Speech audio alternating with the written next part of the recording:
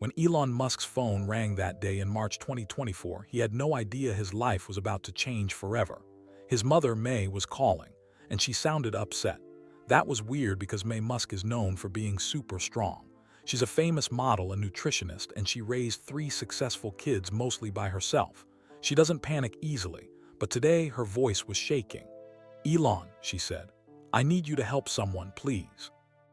Elon was in the middle of a huge meeting at SpaceX. They were about to launch a rocket to space. But when your mom sounds that worried, you stop everything. "What's wrong, Mom? Are you okay?" he asked. "I'm fine," she said. "But there's an orphanage in South Africa, in Pretoria, where you grew up. It's called St. Catherine's Children's Home. They're going to close in 30 days. 23 kids will lose their home." Elon listened carefully. He gets thousands of requests for help every single week. Everyone wants money. Everyone has a good cause. He can't help everyone. But something in his mother's voice made him stop and really listen. "How much money do they need?" he asked. $180,000, she said. "But Elon, this isn't just about money." "Then what is it about?" His mother took a deep breath. "I need you to go there to visit, to meet the children, especially the boy in room 14. Elon frowned. "What boy? What are you talking about?" "Just trust me. When you get there, ask about the boy in room 14. You need to meet him, Elon. You need to know." "Need to know what?" Elon asked, getting frustrated now, but his mother had already hung up. Elon stared at his phone, completely confused. Why would his mother want him to fly all the way to South Africa for an orphanage? And who was this mysterious boy in room 14? 3 days later, Elon landed in Pretoria. He hadn't been back to his hometown in years. The city looked different, but some things were the same. The jacaranda trees were blooming, covering the streets with purple flowers, just like when he was a kid. St. Catherine's Children's Home was smaller than he expected, just an old brick building with peeling paint and a rusty playground. But the windows were covered with children's artwork, bright paintings of suns and stars and rockets. A woman named Mrs. Cumulo met him at the door. She was 58 years old with kind, tired eyes. She'd been running the orphanage for 22 years. "Thank you for coming, Mr. Musk," she said. "Call me Elon," he replied. "Show me around." She introduced him to the children, 23 kids from age 4 to 17. Each one had a sad story, parents who died, families who couldn't keep them, kids with nowhere else to go, but they weren't sad. They were laughing, playing, hoping. They'd made a family here, even though none of them were related by blood. Elon met an 8-year-old girl named Tandu who wanted to be a doctor. She'd made a stethoscope out of cardboard and string. She was so proud of it. He met twin boys, both named Jabu, who held hands constantly because they were terrified of being separated. He met a 15-year-old named Saifo who loved rockets and had filled notebooks with drawings of spacecraft. Elon's heart was breaking. These kids deserved better. They deserved a real chance at life. But he still hadn't met the boy in room 14. Finally, after lunch, Mrs. Cumulo said, "It's time. Come with me." They walked down a quiet hallway.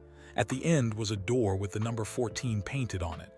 Elon's heart started beating faster. Why was he nervous? This was just a kid, just another orphan, but something felt different. Mrs. Cumulo knocked on the door. "Kyan," she called, "we have a very special visitor." A quiet voice answered from inside, "Come in." Mrs. Cumulo opened the door. The room was filled with books about science, space, and computers. Star charts covered the walls. An old laptop sat on a desk, its screen glowing, and at that desk sat a 16-year-old boy.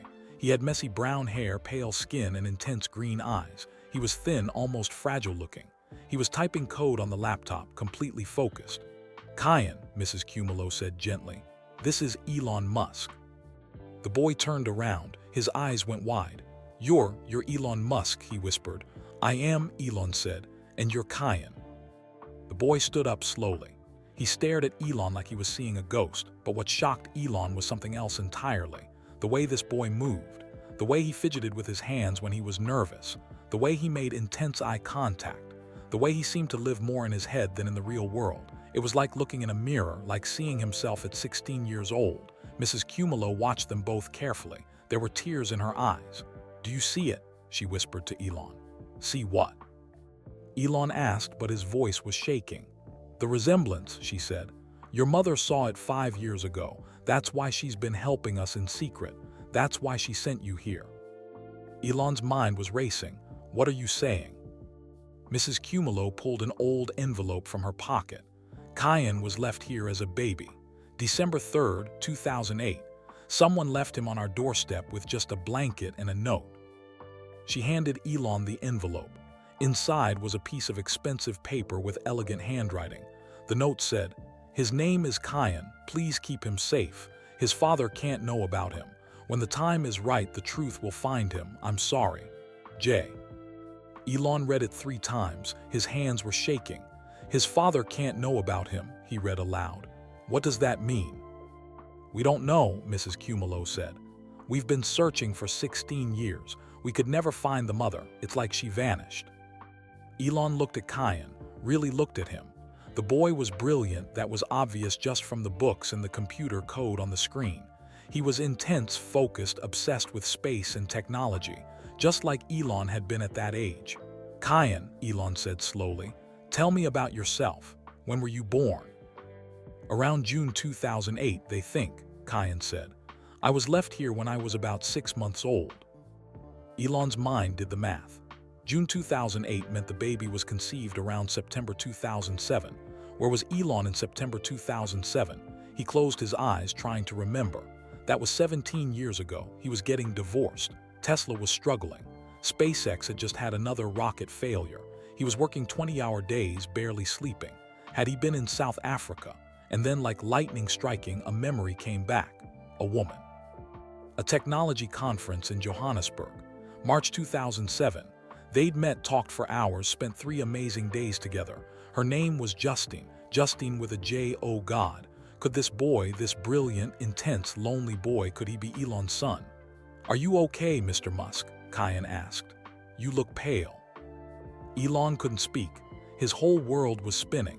Mrs. Cumulo put her hand on his shoulder. "Your mother has suspected for 5 years. She's been quietly helping us, waiting for the right time to tell you. She said when you met Kyan, you would understand." "Understand what?" Elon managed to say. "That some connections are bigger than coincidence," Mrs. Cumulo said. "That maybe, just maybe, this boy is." But before she could finish, Elon's phone rang. Unknown number, he answered without thinking. "Hello." A woman's voice, shaking and scared, said, "Elon Musk." "Yes, who is this?" "It's Justine Marais. I heard you're in Pretoria. At St. Catherine's, we need to talk tonight. I'll explain everything about Kyan." Elon's heart nearly stopped. "Are you his mother?" "Meet me tonight, 8 o'clock. The Corner Cafe in Hatfield. Come alone, I'll tell you everything. I'll tell you the truth about who Kyan really is." And Elon, her voice broke. "I'm so sorry for everything." The line went dead. Elon stood there, phone in his hand, staring at the boy who might be his son. The boy who'd been abandoned 16 years ago. The boy who was exactly like him. And somewhere out there was a woman who had answers. A woman who'd been hiding for 16 years. A woman who was about to reveal a truth that would change everything. But what was that truth? Was Kyan really Elon's son? And if he was, why had his mother hidden him for 16 years? Why had she said his father can't know about him? What secret was so big, so dangerous, that a mother would abandon her baby to keep him safe? Watch the whole video to find out what happens when Elon meets Justine that night and discovers the shocking truth that nothing, absolutely nothing, could have prepared him for. The conference room at SpaceX headquarters buzzed with energy. Elon Musk sat at the head of a long glass table, surrounded by 20 engineers. On the enormous screen behind him, a Starship rocket stood tall and silver against the bright Texas sky. "We launch in 72 hours, Elon said, pointing at the screen. "I need to know we're ready." It was March 15, 2024, a Thursday afternoon in Hawthorne, California. Outside the windows, the California sun painted everything gold. Inside, everyone's eyes were glued to launch data scrolling across their laptops. Sarah Chen, the lead engineer, stood up. "The fuel systems are perfect. The heat shields passed all tests. We're good to go, Elon." Elon nodded. A small smile crossed his face. This launch mattered. This Starship would carry satellites that could bring internet to remote villages across Africa. Kids in places with no schools could learn online. Farmers could check weather patterns. Doctors could connect with patients miles away. What about Elon started to ask? The door opened. His assistant, Rebecca, stepped inside. She never interrupted meetings. Never. Her face looked worried. "I'm sorry," Rebecca said quietly. "But your mother has called 3 times in the last 10 minutes. She says it's urgent." The room went silent. Everyone knew May Musk.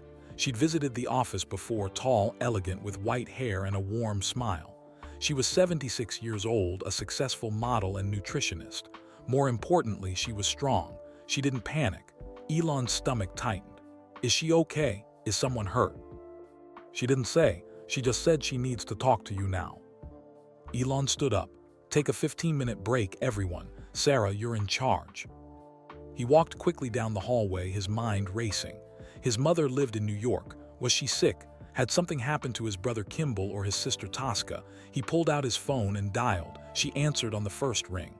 "Elon." Her voice shook. That scared him more than anything. "Mom, what's wrong? Are you hurt?" "No, darling, I'm fine. Everyone's fine. But I need to ask you something important." Elon stopped walking. He stood in the middle of the hallway, heart pounding. "Okay, I'm listening." She took a deep breath. "Do you remember Pretoria, where you grew up?" Elon frowned. "Of course I remember. Why?" "There's an orphanage there. St. Catherine's Children's Home.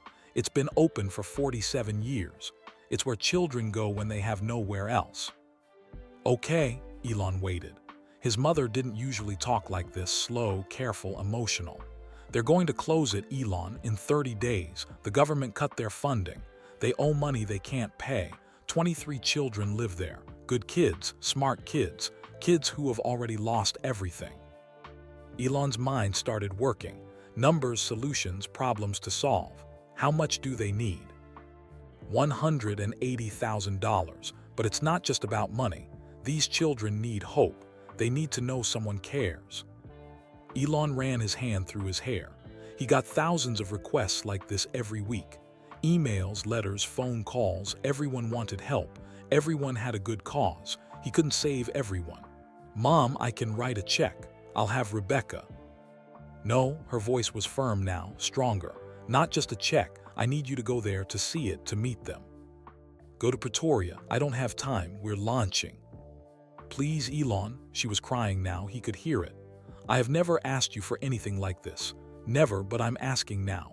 Go to Pretoria. Visit St. Catherine's just one day, that's all." Elon stopped breathing. His mother was right. She never asked for favors. She'd raised him and his siblings alone, working 3 jobs.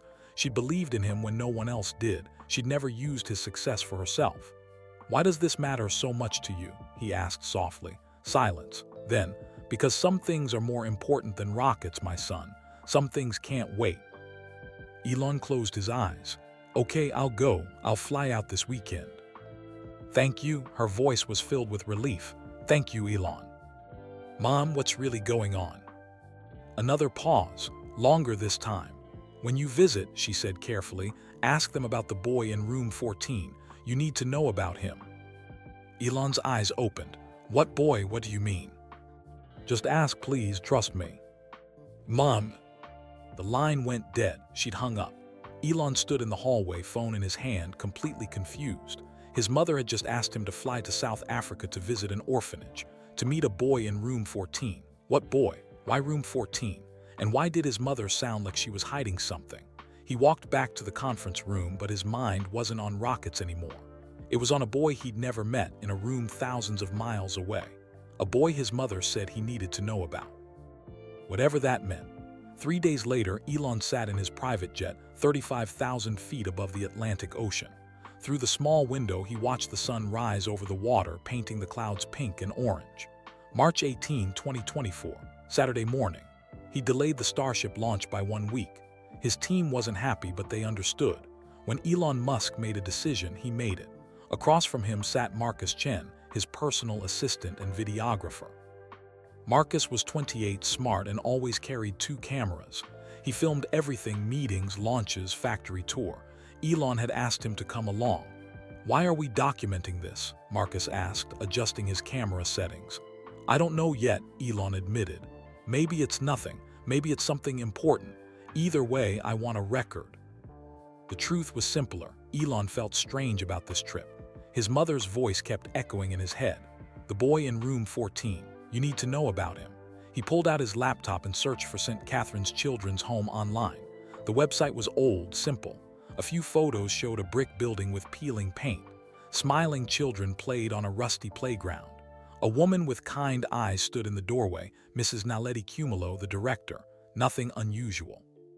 Nothing that explained his mother's urgency. Elon leaned back in his seat and closed his eyes. He hadn't been to Pretoria in 3 years, before that even longer. The city held memories he usually tried to forget. He'd grown up there in South Africa. His childhood wasn't happy. He remembered being small, skinny, awkward. The other kids at Bryanston High School had bullied him relentlessly. They'd called him names, pushed him downstairs, beaten him up after school. He'd spent most of his time alone, hiding in the library. He'd read everything: science fiction, physics books, computer manuals. Books were safer than people. His father had been difficult, cold, sometimes cruel. His mother had been his only refuge. May had worked 3 jobs: modeling, nutrition consulting, teaching, just to keep food on the table. She'd been exhausted all the time, but she'd never given up. She'd believed in him when he said he wanted to build rockets. She'd encouraged him when he talked about electric cars and solar power. She'd told him he could change the world. Maybe that's why he couldn't say no to her now. The plane began its descent. Elon opened his eyes and looked out the window. Below, Pretoria spread out like a patchwork quilt: neighborhoods, highways, green parks, brown earth. Home, sort of. They landed at Waterkloof Air Force Base at 2:00 p.m. local time. A black car waited on the tarmac. Elon and Marcus climbed in, and the driver headed toward Brooklyn, a suburb of Pretoria. "First time in South Africa?" the driver asked Marcus. "Yes, sir," Marcus said, filming out the window. "Beautiful country, hard country, but beautiful." They drove through streets Elon half remembered. Some things had changed: new buildings, modern shopping centers. Other things looked exactly the same: jacaranda trees lining the roads, their purple flowers blooming. 20 minutes later, they turned onto a quiet street. The houses here were modest, simple. At the end of the block stood St. Catherine's Children's Home. It was smaller than Elon had imagined. Just a converted 2-story house, maybe 60 years old. The brick walls needed fresh paint. The fence leaned slightly. The playground had seen better days: rusty swings, a crooked slide, but the windows were covered with children's artwork. Bright paintings of suns, flowers, animals, rockets. Hand-traced handprints in every color, hearts cut from red paper, signs of life, signs of love. "This is it?" Marcus asked. "This is it," Elon said quietly. They got out of the car. The afternoon sun was hot. Somewhere nearby, children were laughing. The sound made Elon's chest feel tight. The front door opened. A woman stepped out, the same woman from the website, Mrs. Naledi Cumulo. She was 58, with dark skin, graying hair pulled back in a bun, and eyes that looked tired but warm. She wore a simple blue dress and sandals. When she smiled, her whole face lit up. "Mr. Musk," she said, walking toward him. "Thank you for coming, thank you so much." Elon shook her hand. "Please call me Elon." "Then you must call me Naledi." She gestured toward the building. "Welcome to St. Catherine's. Come inside. The children are so excited to meet you." They walked through the front door into a small entryway. The walls were painted yellow, cheerful but fading. Framed photos hung everywhere: children graduating, children playing, children hugging. Every photo told a story. "I've run this place for 22 years, Naledi said as they walked down a narrow hallway. "These children are my family. The thought of closing, of separating them." Her voice caught. "Let me see the finances," Elon said. "Show me everything." They entered a tiny office. Naledi pulled out folders, spreadsheets, bank statements. Elon sat down and studied them carefully. Marcus filmed quietly from the corner. The numbers were clear. The orphanage owed $180,000 to various creditors. Government funding had been cut by 70%. Private donations had dried up. They had exactly 28 days before the bank foreclosed. "We've tried everything," Naledi said. "Fundraisers, grants, loans, nothing worked." Elon looked up at her. "Show me the children. Show me what you're trying to save." Naledi nodded. "Of course, let me give you a tour." They walked back into the hallway, past a small kitchen where someone was cooking. The smell of chicken and vegetables filled the air, past a common room with old couches and a television, past closed bedroom doors. Then they stopped in front of one particular door, room 14. Elon's heart started beating faster. He didn't know why. Naledi noticed him staring at it. "Would you like to meet him first?" she asked. "Meet who?" "Kyan, the boy your mother told you about." Elon turned to her. "How do you know my mother told me about him?" Naledi's expression was gentle, but her eyes held secrets. "Because she asked me to. She's known about Kyan for a long time, Elon. She's been helping us quietly for 5 years. She only told you now because we're out of time." Elon felt like the ground had shifted under his feet. Why would my mother hide this from me? Because some truths need the right moment. Naledi reached for the door handle, and this is that moment. She knocked softly. A quiet voice inside said, "Come in." Naledi opened the door, but Naledi paused, her hand still on the door handle. "Actually," she said, pulling the door closed again, "let me introduce you to the other children first. Kyan, he's special. It's better if you understand what this place means before you meet him." Elon felt frustrated but didn't argue.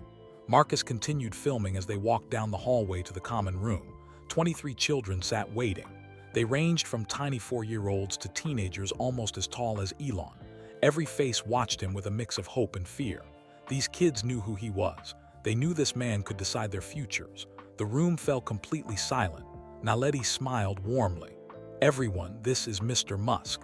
He's come all the way from America to visit us." A little girl in the front row raised her hand timidly. She looked about 8 years old, with cornrows decorated with colorful beads and big brown eyes. "Yes, Tandu," Naledi said. "Is he going to save us?" the girl asked in a small voice. The question hit Elon like a punch to the chest. 23 pairs of eyes locked onto him, waiting for an answer he didn't have yet. "I'm here to learn about you," Elon said carefully. "To understand what you need. Can you tell me about yourselves?" Tandu stood up, clutching something in her hands. She walked over to Elon and held it out proudly. It was a stethoscope made from cardboard tubes, string, and a plastic cup. "I made it myself," she said. "I want to be a doctor when I grow up.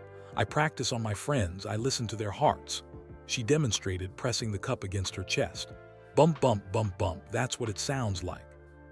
Elon took the homemade stethoscope gently. The craftsmanship was impressive for an 8-year-old. She'd even drawn detailed diagrams on the cardboard. "This is really good, Tandu," he said. "How did you learn to make it?" "From a book in our library. Mrs. Cumulo got it for me." Tandu's smile faded. "My parents died in a car accident 2 years ago. I was in the car too, but I didn't die. The doctor saved me. Now I want to save other people." Elon's throat felt tight. "You'll make an excellent doctor." "Promise," she whispered. He looked into her hopeful eyes. "I promise." 2 small boys suddenly appeared at his sides. They were identical twins, maybe 6 years old, holding hands tightly. One wore a red shirt, the other blue. "I'm Jabu," said the one in red.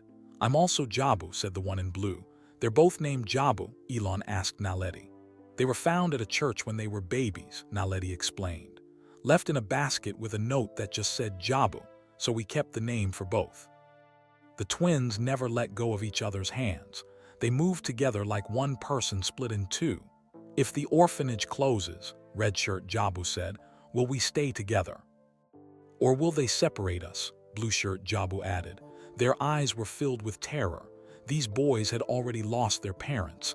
Now they might lose each other. "Nobody's going to separate you," Elon said firmly. "I won't let that happen." Both boys burst into tears and hugged his legs.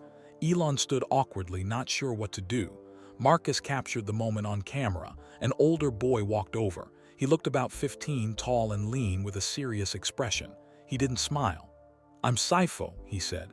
His voice was deep, mature. "I've been here since I was 7. My parents died of AIDS." "I'm sorry," Elon said. Saifo shrugged. "It was a long time ago. I take care of the younger kids now. Someone has to." He studied Elon carefully. "You're the one who builds rockets, right? SpaceX." "Yes." For the first time, Saifo's tough expression cracked. His eyes lit up. "I read about the Falcon 9. The reusable boosters, that's genius. Absolutely genius." "You understand rocket engineering?" Elon asked, surprised. "I understand the concept. We don't have internet here most of the time, but I read every book I can find." Saifo pulled a worn notebook from his back pocket. "Can I show you something?" He opened the notebook. The pages were filled with detailed sketches, rockets, spacecraft, orbital trajectories. Mathematical equations crowded the margins. Some of the designs were crude, but others showed real understanding. Elon flipped through the pages slowly. One drawing showed a Mars colony with underground habitats. Another showed a spacecraft with rotating sections for artificial gravity.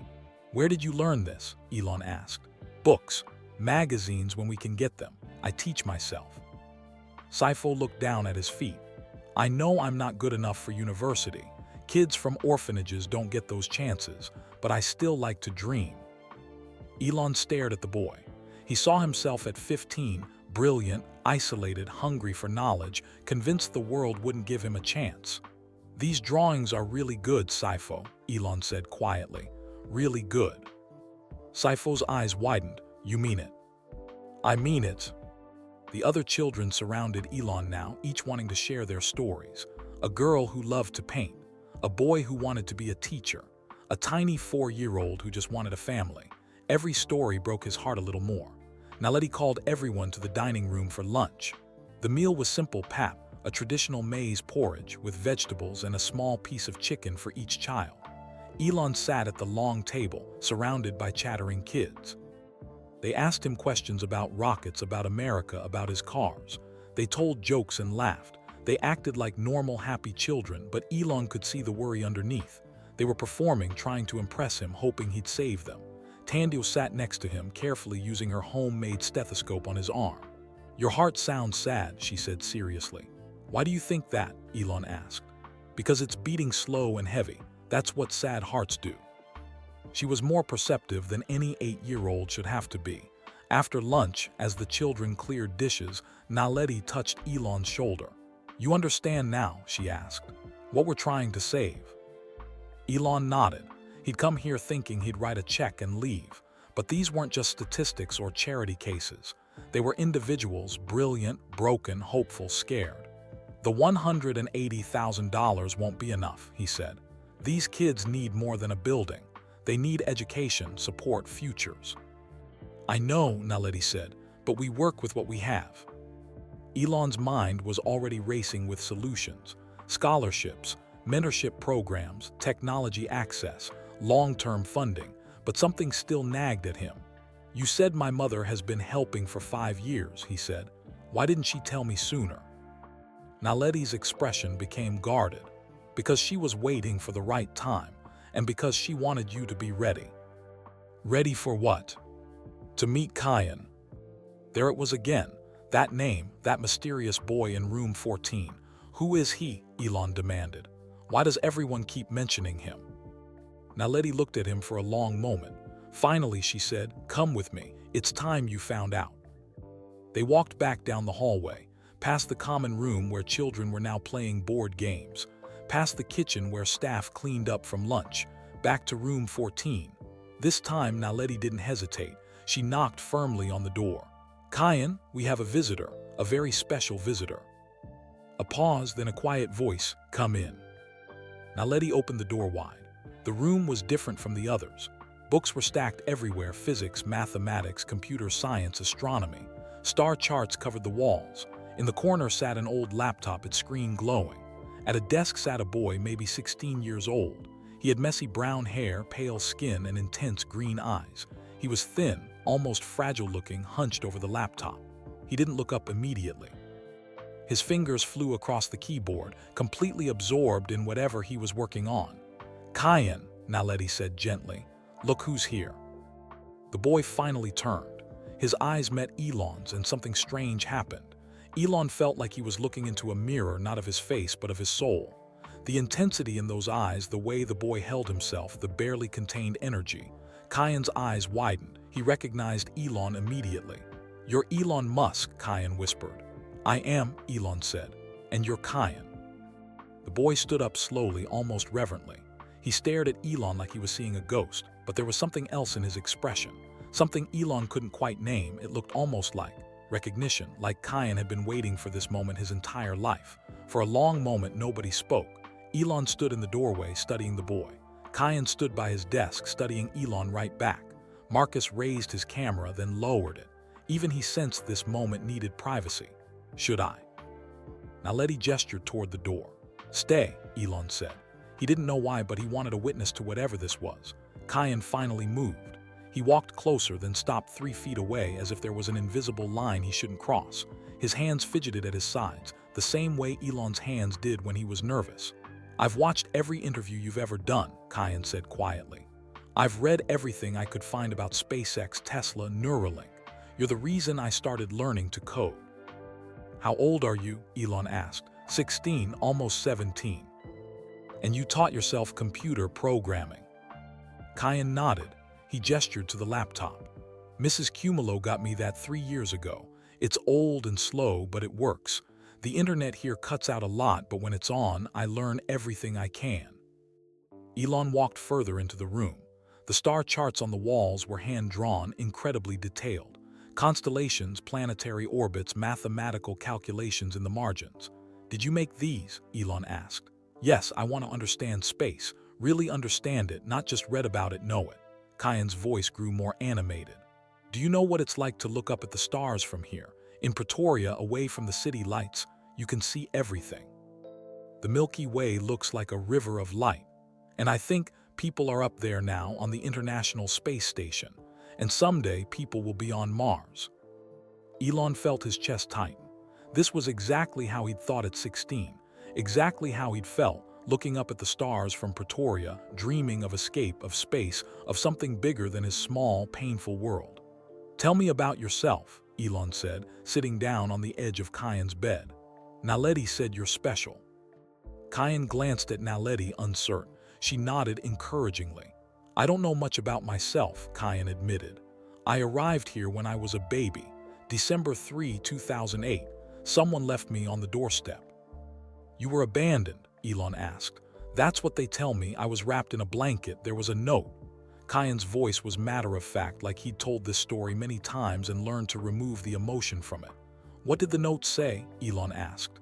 Naledi answered. It said, his name is Kayan, please keep him safe. His father can't know about him. Elon frowned. His father can't know, that's strange wording. We thought so too, Naledi said. For years we tried to find out who left him. We searched hospitals, talked to police, put out notices. Nothing. It was like his mother, we assume it was his mother, simply vanished. What about a birth certificate? Elon asked. There wasn't one. We had to create documentation for him. We gave him the surname Botha because we didn't know what else to use. Kayan Botha, a boy with no past. Kayan had been listening silently. Now he spoke. I used to be angry about it. When I was younger, I'd lie in bed and imagine my mother. I'd create whole stories. Maybe she was a spy or in danger or sick. Maybe she loved me but couldn't keep me. And now? Elon asked gently. Kayan shrugged. Now I try not to think about it. I focus on what I can control. Learning, growing, becoming someone who matters whether I know where I came from or not. The maturity in those words struck Elon hard. This wasn't a 16-year-old talking. This was someone who'd been forced to grow up too fast. Show me what you were working on, Elon said, nodding toward the laptop. Kayan's face lit up. He rushed to the desk and turned the screen toward Elon. Lines of code filled the display. It's a neural network optimization algorithm, Kayan explained, for satellite communication. I read about how SpaceX uses Starlink satellites, and I thought, what if the satellites could predict user demand and redistribute bandwidth automatically? Instead of fixed coverage, it would be dynamic, responsive. Elon leaned forward, reading the code carefully. It was rough, but the logic was sound. More than sound, it was sophisticated. Where did you learn neural networks? Elon asked. Online courses when we have internet, textbooks from the library, trial and error. Kayan pulled up another window. I know it's probably not good enough for real use, but I wanted to try. I wanted to solve a real problem. Elon scrolled through the code, genuinely impressed. This is actually quite advanced. The architecture needs refinement, but the core concept is solid. Kayan's eyes went wide. Really? You're not just saying that. I don't say things I don't mean, Elon said. This is good work, Kayan, really good. For the first time, Kayan smiled. A huge, genuine smile that transformed his entire face. He looked younger suddenly, like the kid he should be instead of the serious, isolated genius he'd been forced to become. They talked for 20 minutes straight, about coding, about Mars colonization, about sustainable energy, about artificial intelligence. Kyan had opinions, strong, well-reasoned opinions. He challenged some of Elon's ideas, proposed alternatives, asked questions that made Elon think. Marcus filmed quietly from the corner, capturing everything. Naledi watched with tears in her eyes because she saw what was happening. She saw two brilliant minds connecting. She saw Elon relaxing, engaging, actually enjoying himself. She saw Kyan coming alive in a way he never did with anyone else. They shared something, a wavelength, a way of thinking. Elon noticed it too, the way Kyan fidgeted when he was excited, the way he spoke rapidly, jumping from topic to topic, the way he made direct, almost uncomfortable eye contact, the way he seemed to live more in his head than in the physical world. It was like looking at himself at 16. Finally, Naledi gently interrupted. "Elon, we should let Kyan rest, and there are things we need to discuss in my office." Elon stood reluctantly. "We'll talk more," he told Kyan. "I want to hear all your ideas."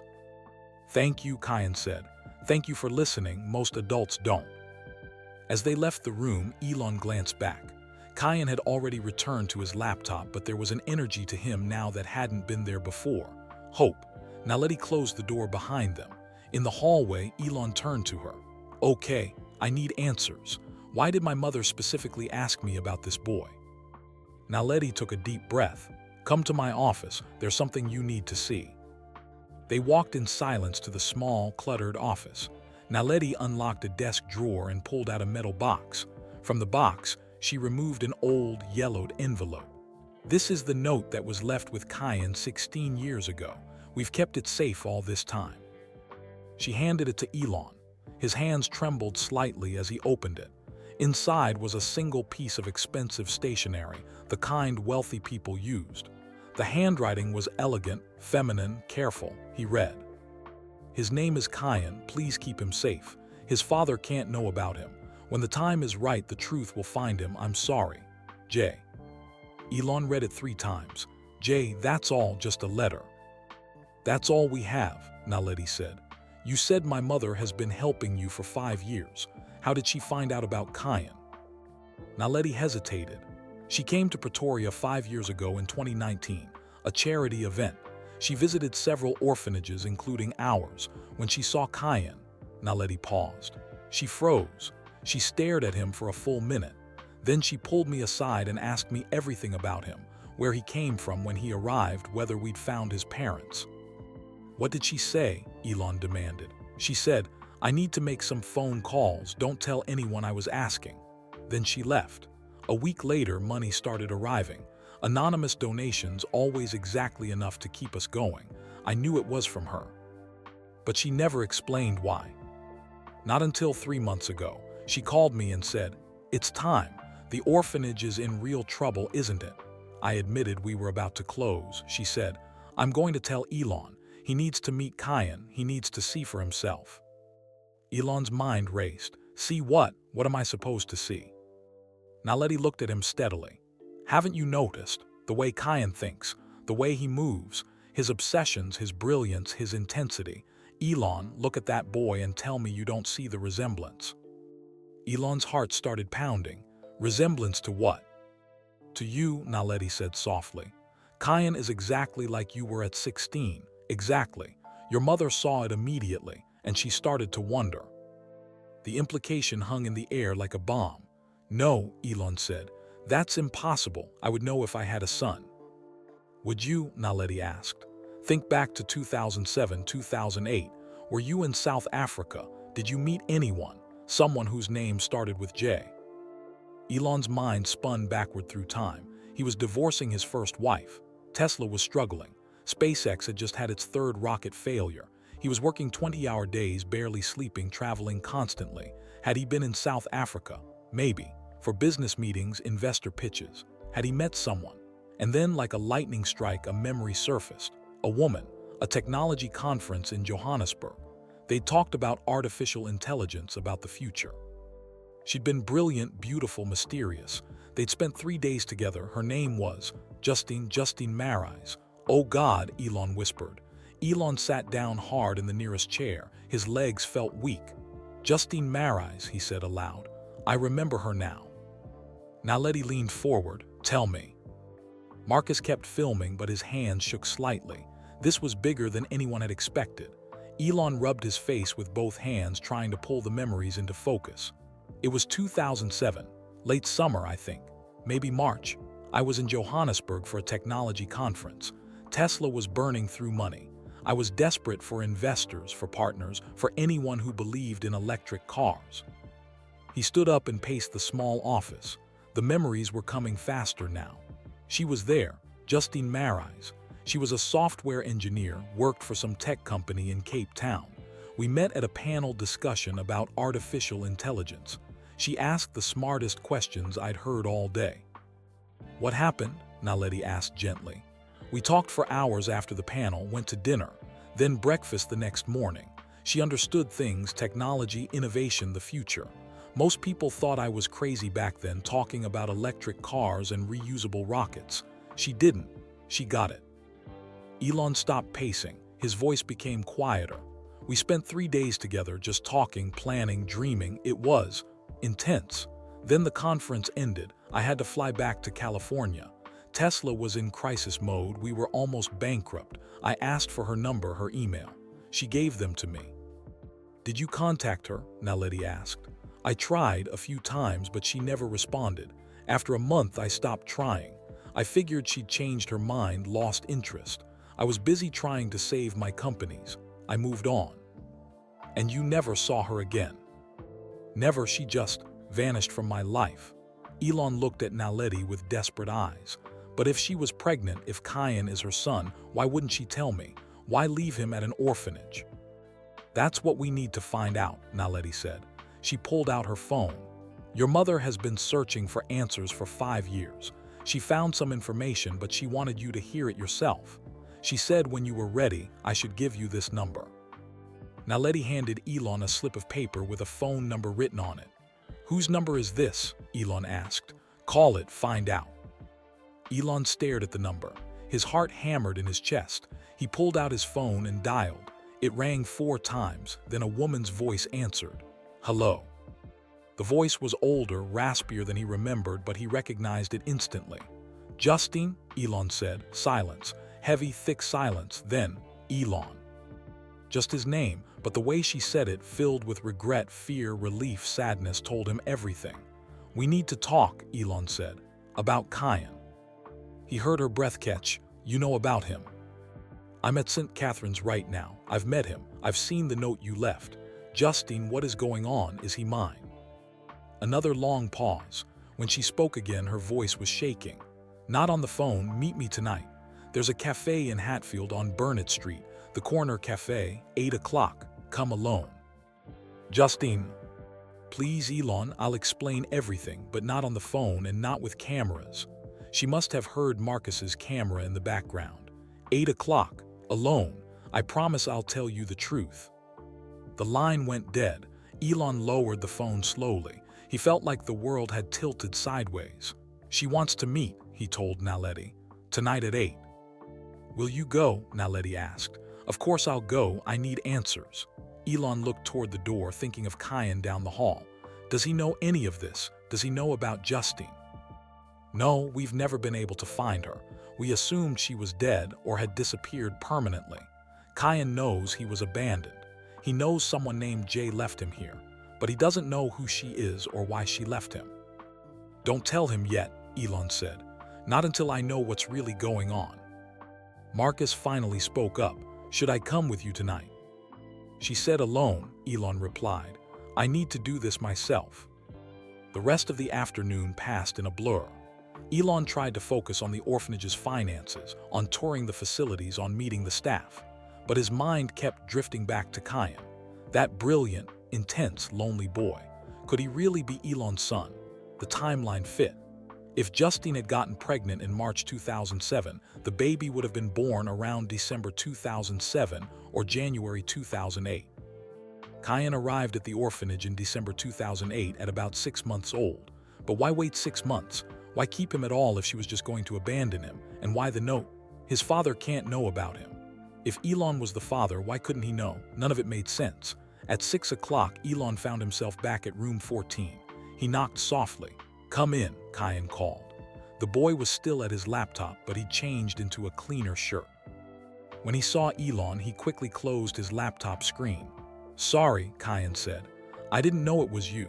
I thought it was one of the little kids." "What are you working on now?" Elon asked, sitting on the bed again. "Just thinking about our conversation earlier about Mars colonies. I was sketching some habitat designs."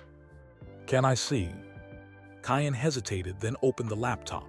On the screen was a detailed 3D model, crude but functional, of an underground Mars habitat. It had radiation shielding, water recycling systems, hydroponic gardens, even a small medical bay. "You made this afternoon?" Elon asked, amazed. "I had some free time," Kyan said, embarrassed. "It's probably not realistic." "Actually, it's very realistic. The radiation shielding placement is smart. And the water system, you're using a closed-loop design. That's exactly what we need on Mars." Kyan's face glowed with pride. "Really? Really?" Elon studied the boy carefully, the shape of his jaw, the color of his eyes, the way his hair fell across his forehead, looking for pieces of himself, looking for proof. "Kyan, can I ask you something personal?" "Okay," Kyan said cautiously. "Do you ever think about finding your birth parents, your mother, whoever left you here?" Kyan's expression closed off slightly. "Sometimes. When I was little, I thought about it all the time. I'd imagine her coming back, explaining everything, taking me home. And now I try not to hope for things that won't happen." Kyan looked down at his hands. "Mrs. Cumulo has been searching for 16 years. If my mother wanted to be found, she would have been found by now. I think she left me here because she didn't want me. And that's okay. I've made peace with it." But Elon could see he hadn't made peace with it at all. The pain in those green eyes was fresh, raw, barely contained. "What if," Elon said carefully, "she had a good reason? What if she left you here to protect you, not because she didn't want you?" Kyan looked up sharply. "Do you know something? Did Mrs. Cumulo tell you something?" "No," Elon lied. "I'm just saying, don't assume the worst. People make complicated choices for complicated reasons." Kyan studied him suspiciously. "Why are you really here, Mr. Musk? Just to save the orphanage? Or is there something else?" The boy was too smart, too perceptive. "I'm here because my mother asked me to come," Elon said honestly. "And because I think you deserve better than this. All of you deserve better." "Better like what?" Elon made a decision. Even without knowing the full truth, even without DNA tests or confirmation, he knew one thing for certain: this boy had extraordinary potential. Whether Kyan was his biological son or not, he deserved a chance. "How would you feel about leaving here?" Elon asked. "Not because the orphanage is closing, but because you have opportunities. Real opportunities. University, internships, a future." Kyan's eyes went wide. "Are you serious?" "I don't joke about things like this." "But why me?" "Because I see something in you, Kyan. Something rare. Something worth investing in." Tears filled Kyan's eyes. He blinked them back furiously, trying to stay composed. "I don't know what to say," he whispered. "Say you'll think about it. Say you'll let me help." "Yes," Kyan said immediately. "Yes, I'll do whatever it takes. I'll work harder than anyone, I promise." Elon stood up. "Good, we'll figure out the details. But first, I have some things I need to take care of. Like meeting with Justine Marais, like finding out the truth, like discovering if this brilliant, broken, hopeful boy was actually his son." As Elon left room 14, he glanced back. Kyan had returned to his laptop, but there was an energy to him now, a lightness. For the first time in probably years, he had hope. Elon couldn't take that away from him, which meant that tonight at the cafe he needed to get answers, real answers, because too many lives depended on the truth. It was 7:30. Time to go. Naledi met him at the front door. "Good luck," she said quietly. "Thank you for everything," Elon replied. "For protecting Kyan all these years, for calling my mother, for making this happen." "I just want what's best for that boy," Naledi said. "He's special, Elon. Whether he's yours or not, he's special." "I know," Elon said. He walked to the car where Marcus was waiting. "You sure you don't want me to come?" Marcus asked. I'm sure, wait here. I'll be back in a few hours. The drive to Hatfield took 20 minutes.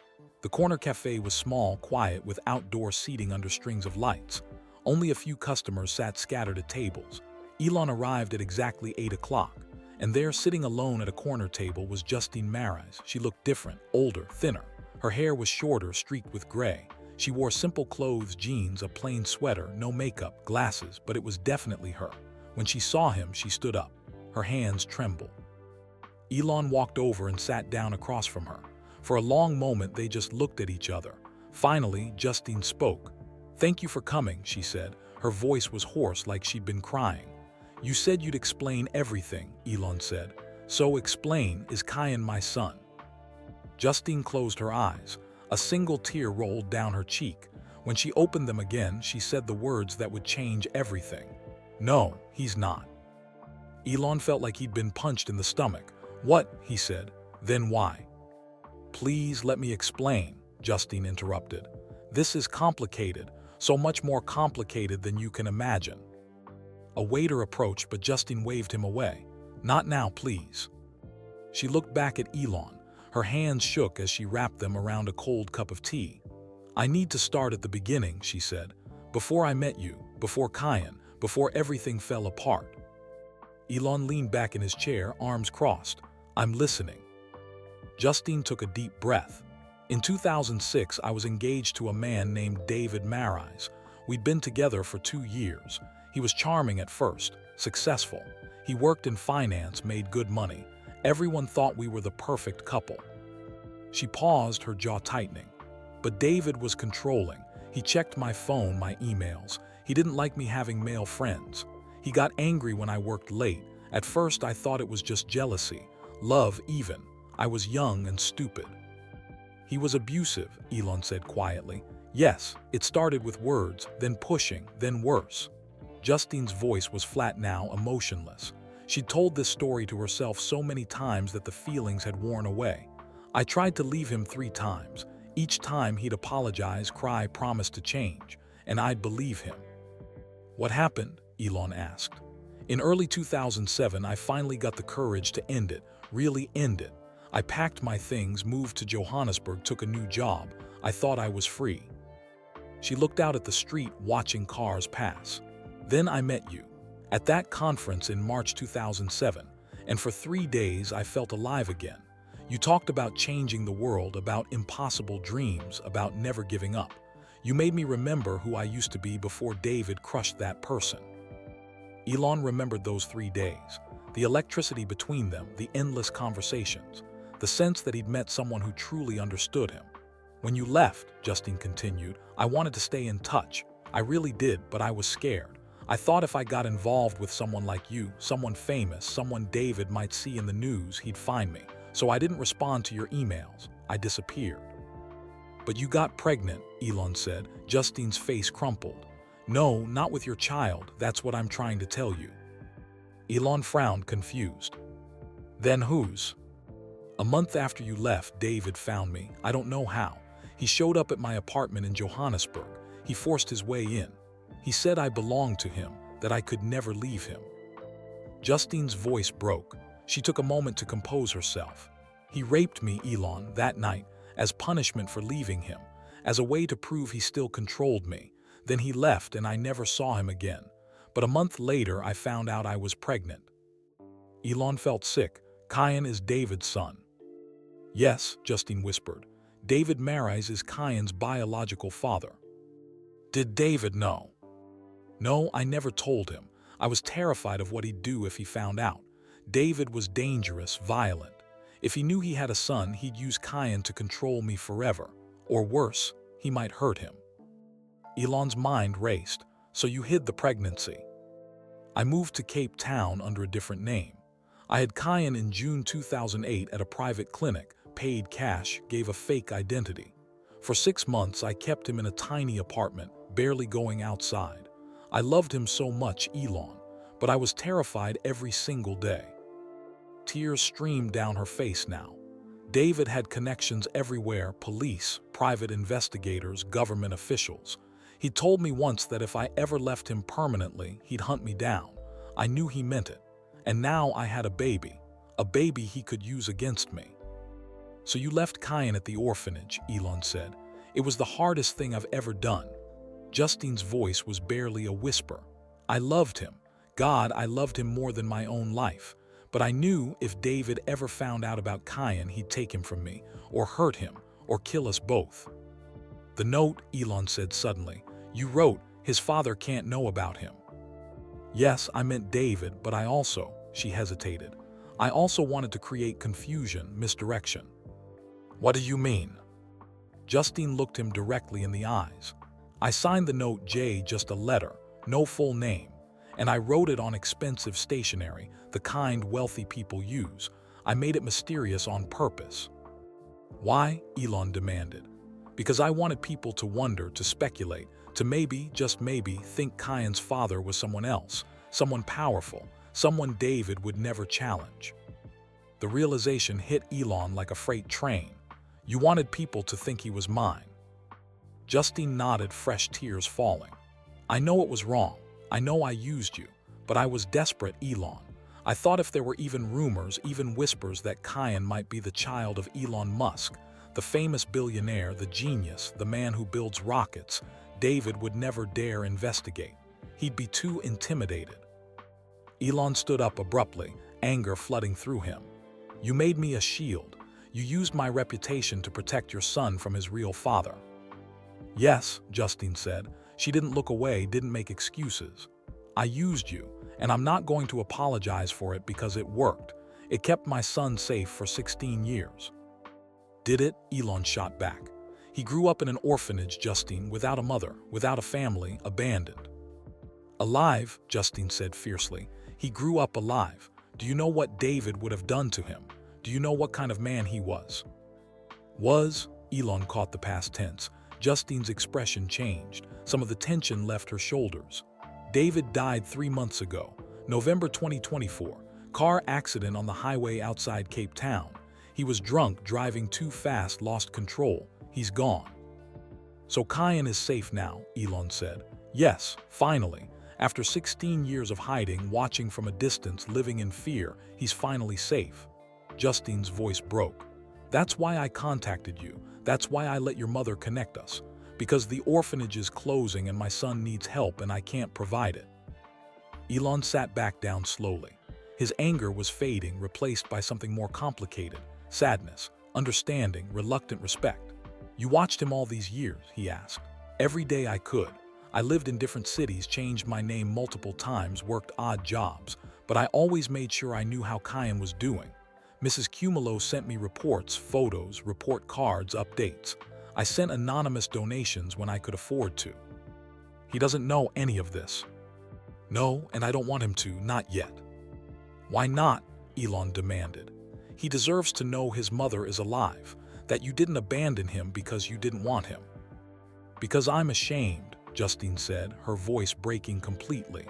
Because I left him, because I chose to give him up instead of fighting for him.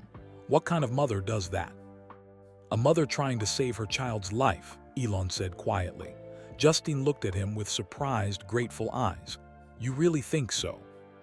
I think you made an impossible choice in an impossible situation.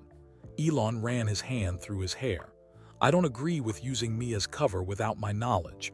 That was wrong, but I understand why you did it. Thank you, Justine whispered.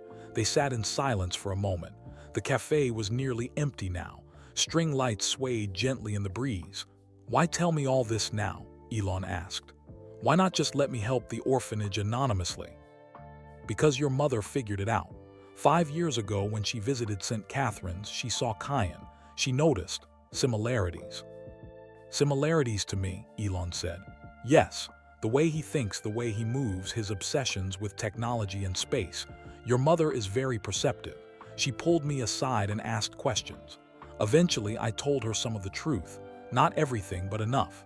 She's been helping me watch over Kyan ever since. So this whole thing, her asking me to visit the orphanage, was a plan, her plan and mine, to bring you here, to let you meet Kyan, to see what kind of person he is so you'd want to help him. Elon shook his head. My mother manipulated me. She gave you an opportunity, Justine corrected. an opportunity to do something truly good, something that would change a boy's life forever. But Kyan isn't my son, Elon said.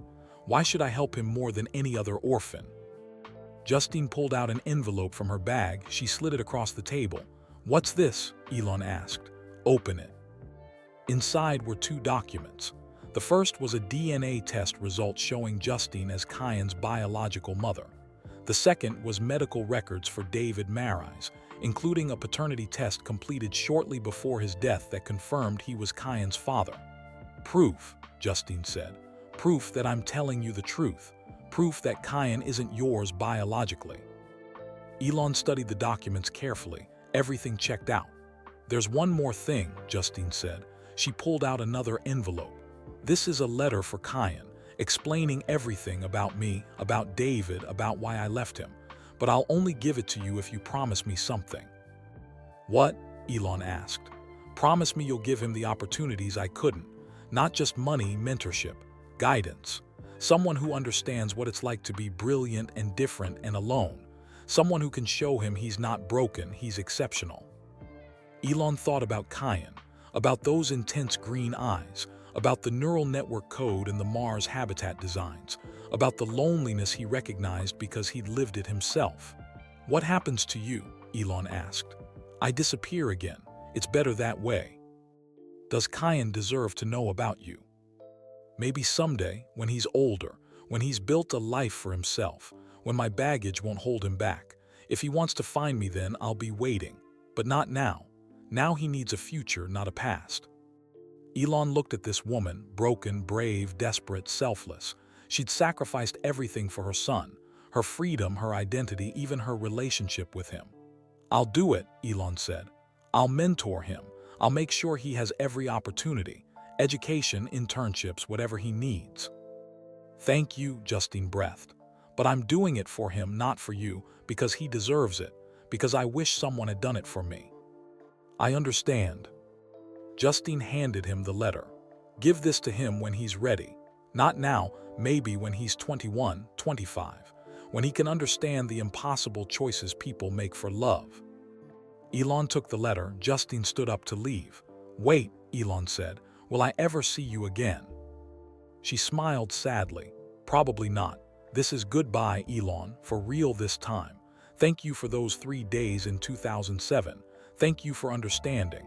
And thank you for saving my son. She walked away into the night. Elon sat alone at the cafe, holding a letter for a boy who wasn't his son but felt like he could be. A boy who needed him anyway. Elon sat at the cafe for 20 minutes after Justine left. The letter felt heavy in his hands. Around him, the last customers were leaving. A waiter cleaned tables, stacking chairs. Finally, Elon stood up. He walked to his car and drove back to St. Catherine's. It was nearly 10 o'clock when he arrived. The orphanage was quiet. Most of the children were asleep. A single light glowed in Naletti's office window. She opened the door before he could knock. How did it go? She asked. She told me everything, Elon said. He walked inside, suddenly exhausted. Kyan isn't mine. His father was a man named David Marais, an abusive man. Justine left Kyan here to protect him. Naletti nodded slowly. Your mother suspected something like that. She never said it directly, but she hinted that the truth was complicated. Complicated, Elon repeated bitterly. That's one word for it. He sat down in the worn armchair in Naletti's office. For a moment, he just stared at the wall, processing everything. Are you still going to help him? Naletti asked quietly. Now that you know he's not yours. Elon looked at her. What kind of person do you think I am? I think you're a good man who's been used. I would understand if you walked away. I met that boy, Elon said. I talked to him for an hour. I saw his code, his designs, his dreams. He's brilliant, Naletti. Not just smart, truly exceptional. The kind of mind that comes along once in a generation. I know, Naletti said, and he's completely alone. He thinks his mother abandoned him because he wasn't worth keeping. He's built walls around his heart so thick that he can barely feel anything anymore. Elon's voice grew passionate. That was me at 16, exactly me. Alone, misunderstood, convinced the world didn't want me. But you had your mother, Naletti pointed out. I did, and she saved me. She believed in me when nobody else did. She told me I could change the world, and eventually I believed her. Elon stood up. Kyan doesn't have that, but he could if someone showed up for him, really showed up. Someone like you, Naledi said. Someone like me. Elon pulled out the letter Justine had given him. She wants me to give him this someday, when he's older, when he can understand. Will you? Yes, but not yet.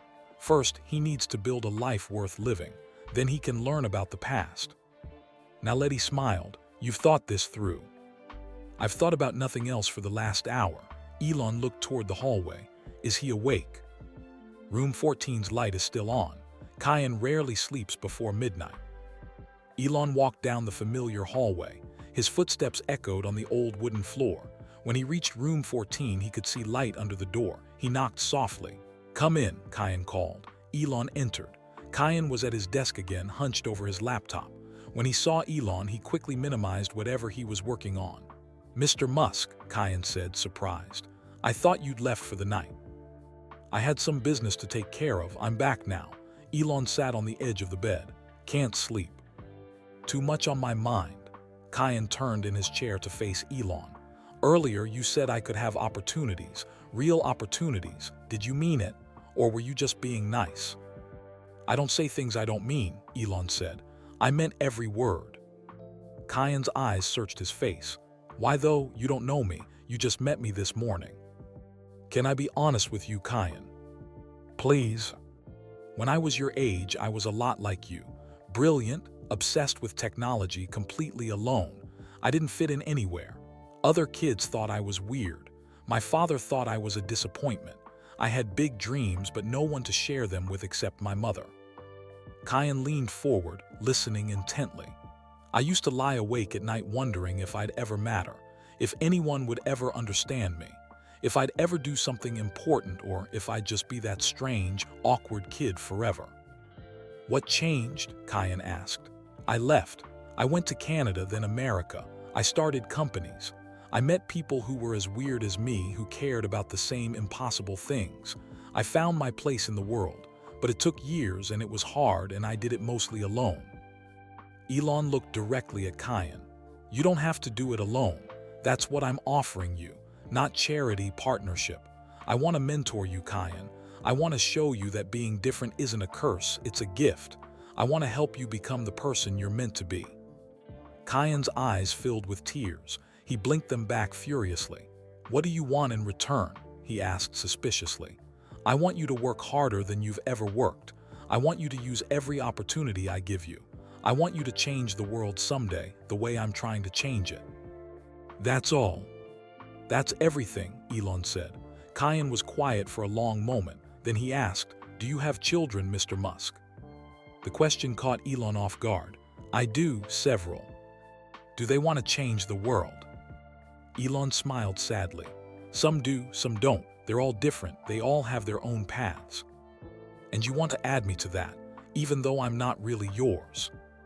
Elon's heart clenched. How did you? I'm not stupid, Kyan said quietly. I saw the way you looked at me earlier, like you were searching for something, like you were trying to figure out if I was yours. And then you left suddenly tonight, and now you're back with this whole speech about mentoring me. He paused. You thought I might be your son, didn't you? There was no point lying to someone this perceptive. Yes, Elon admitted.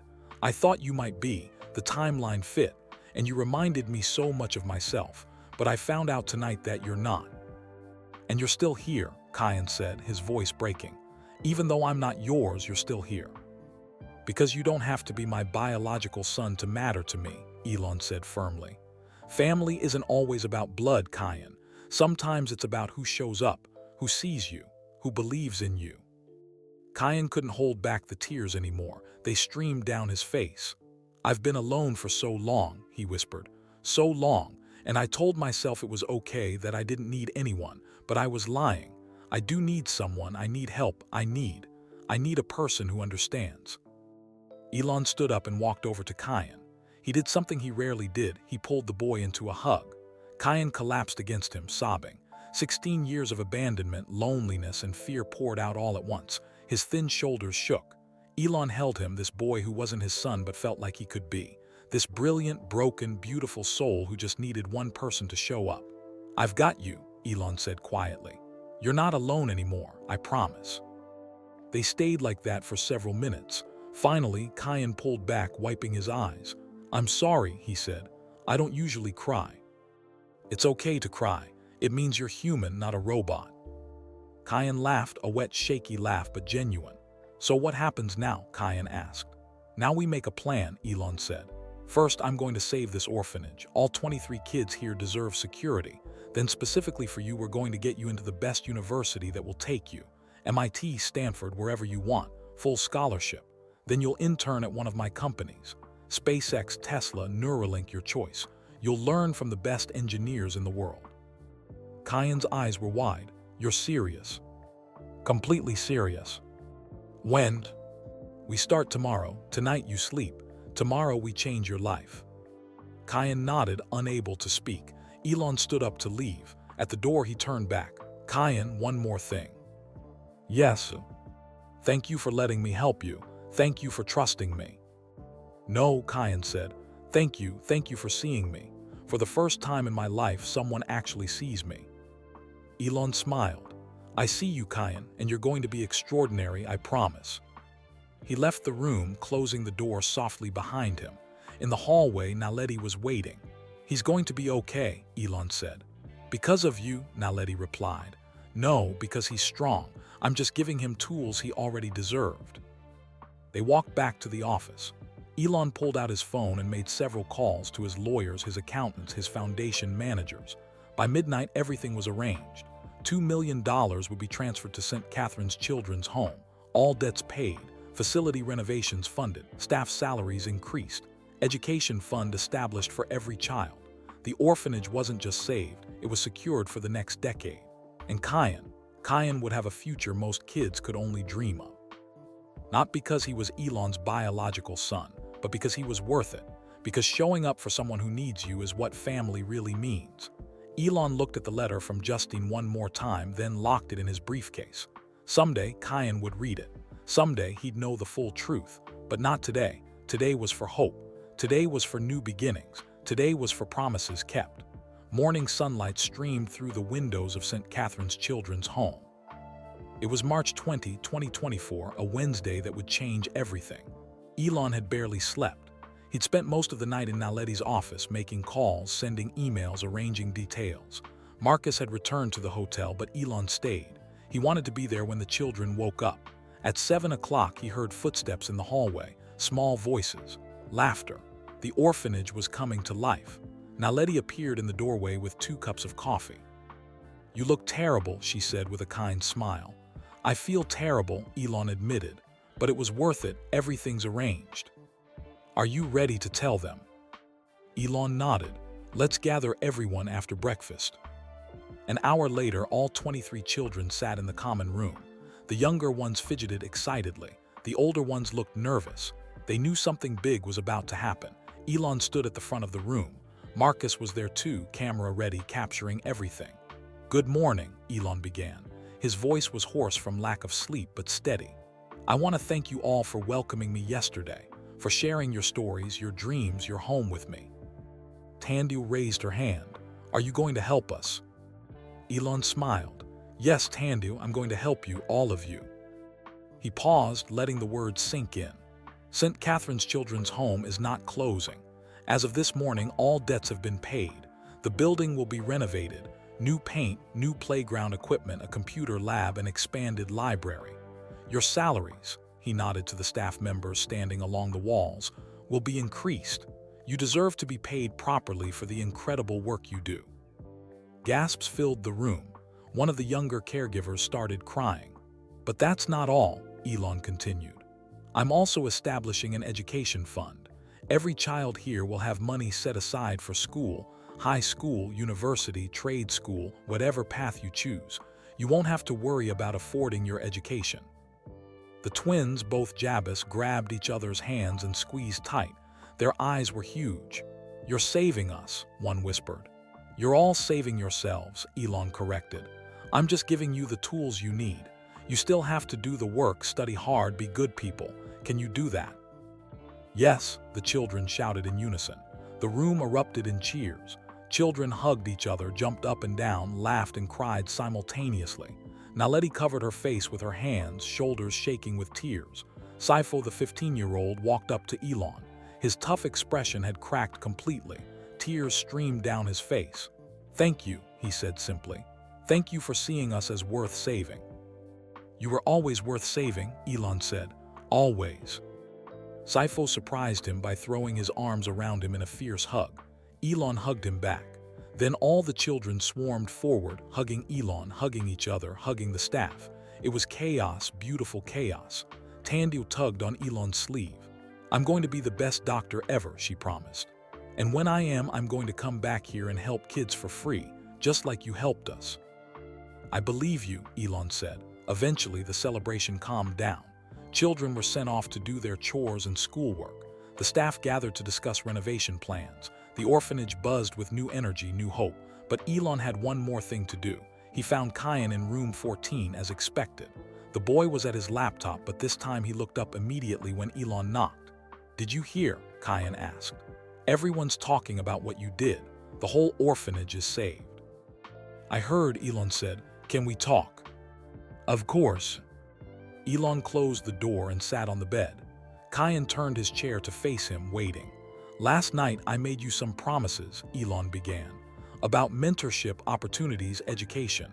I want to make those promises more specific, more real." Kyan leaned forward, barely breathing. "First, university. You're 16, almost 17. Most kids your age are just finishing high school, but you're not most kids. I've arranged for you to take the SAT next month. Based on your abilities, I'm confident you'll score high enough for early admission to top universities." "Which universities?" Kyan asked. "That's your choice. MIT, Stanford, Caltech, Oxford, anywhere you want to go. I'll make sure they see your application. I'll write a recommendation letter myself. And the education fund I set up, yours will cover everything: tuition, housing, books, living expenses. You won't have to worry about money." Kyan looked stunned. "Just like that, I can go anywhere." "Just like that, but there's more." Elon pulled out his phone and showed Kyan a document. "This summer, before university starts, you'll intern at SpaceX 3 months in Hawthorne, California. You'll work with real engineers on real projects. Satellite systems, rocket design, whatever interests you most." Kyan's hands trembled as he looked at the internship offer letter. "This is real," he whispered. "This is actually real. It's real, and if you do well, which I know you will, there will be more internships. Every summer, every winter break. At SpaceX, Tesla, Neuralink, whichever company matches your interests at the time. You'll graduate university with more practical experience than most engineers get in their entire careers." "Why?" Kyan asked, his voice breaking. "Why are you doing all this for me?" Elon had thought carefully about how to answer this question. "Because I see something in you, Kyan, not just intelligence. Lots of people are intelligent. I see drive, curiosity, the ability to teach yourself anything, the hunger to understand how things work and to make them better. Those qualities are rare, they're precious, and they deserve to be nurtured." "But you barely know me," Kyan protested. "I know enough. I know you taught yourself neural networks from library books and spotty internet. I know you designed a Mars habitat in an afternoon that addresses problems NASA engineers have spent years trying to solve. I know you've survived 16 years without parents and still managed to dream about the stars instead of giving up." Elon stood up and walked to the window, looking out at the rusty playground. "When I was your age, nobody helped me. Nobody understood what I was trying to do. I figured everything out through trial and error, mostly error. It was lonely and hard and unnecessary." He turned back to Kyan. "You don't have to do it that way. You can have guidance, support, someone who's been where you are and knows the path forward." "A mentor," Kyan said quietly. "More than a mentor, I don't know what to call it, an advocate, a believer, someone in your corner." Kyan stood up too. He walked over to Elon, looking up at him with those intense green eyes. "Can I ask you something honest?" "Always." "Last night you thought I might be your son, and then you found out I wasn't. Does that change anything? Deep down, are you disappointed?" Elon considered the question carefully. He owed Kyan complete honesty. At first, maybe a little, he admitted. Not because you're not good enough, because I wondered if I'd lost a connection to you. But then I realized something. What? Biology doesn't determine who matters to you. I have biological children and I love them. But the bond I'm building with you, it's real too. It's based on choice, not genetics. I'm choosing to invest in you because of who you are, not whose DNA you carry. And somehow that feels more meaningful. Tears filled Kyan's eyes again. I spent my whole life thinking I wasn't chosen, that my mother left me because I wasn't worth keeping. And now you're telling me you're choosing me anyway. I'm choosing you, Elon confirmed. Absolutely choosing you. Kyan couldn't hold back anymore. He stepped forward and hugged Elon tightly. This time, his tears were different, not from pain, but from relief, from hope, from finally being seen. Elon hugged him back, this boy who felt like a son even though he wasn't. Thank you, Kyan whispered against his shoulder. Thank you for showing up. Thank you for being the person I needed. Thank you for letting me, Elon said. Thank you for being brave enough to accept help. They stood like that for a long moment. Outside, children were playing on the rusty swings, laughing. Soon those swings would be replaced with new ones. Soon everything would be better. When they finally pulled apart, Kyan wiped his eyes and laughed. Sorry, I'm not usually this emotional. You're allowed to be emotional. Big changes are happening. The biggest changes of my life, Kyan agreed. He looked at the internship letter again like he couldn't quite believe it was real. When do I start preparing? What do I need to do? First, finish high school. Mrs. Cumulo tells me you're already ahead in all your subjects, so that shouldn't be difficult. Second, take the SAT in April. Third, start thinking about what you want to study. Engineering, computer science, physics. You don't have to decide right now, but start exploring. I want to study everything, Kyan said. Aerospace engineering, artificial intelligence, sustainable energy systems, neuroscience, everything. Elon laughed. I had the same problem. Here's what I learned. You can't study everything at once, but you can study everything eventually. Pick one focus for university, then expand from there. I started with physics and economics. You might start with aerospace engineering, then add AI later. Aerospace engineering, Kyan said immediately. I want to build rockets. I want to help get humans to Mars. Then that's what you'll study, Elon smiled. And in 3 years, when you're interning at SpaceX, you'll actually work on the systems that will take humans to Mars. How does that sound? Like a dream, Kyan breathed. Like the best dream I've ever had. It's not a dream, it's your future, and it starts now. Elon's phone buzzed. A message from his assistant. The Starship launch had been rescheduled for the following week. He needed to get back to California soon. I have to leave tomorrow, Elon told Kyan. But this isn't goodbye. I'll be back in 3 months to check on the renovations, and we'll stay in touch, video calls, emails, whatever you need. When you have questions about your university applications or your studies or anything at all, you contact me directly. Understood? Understood, Kyan said. And this summer you'll fly to California. I'll show you SpaceX headquarters. You'll meet the team. You'll see what your future looks like. Kyan nodded, too overwhelmed to speak. Elon reached out and shook his hand firmly. Welcome to the team, Kyan. You're going to do extraordinary things. I promise I won't let you down, Kyan said. You couldn't let me down if you tried. Just be yourself. That's more than enough. As Elon left room 14 for the last time that trip, he glanced back. Kyan had returned to his laptop, but there was a lightness to his posture now.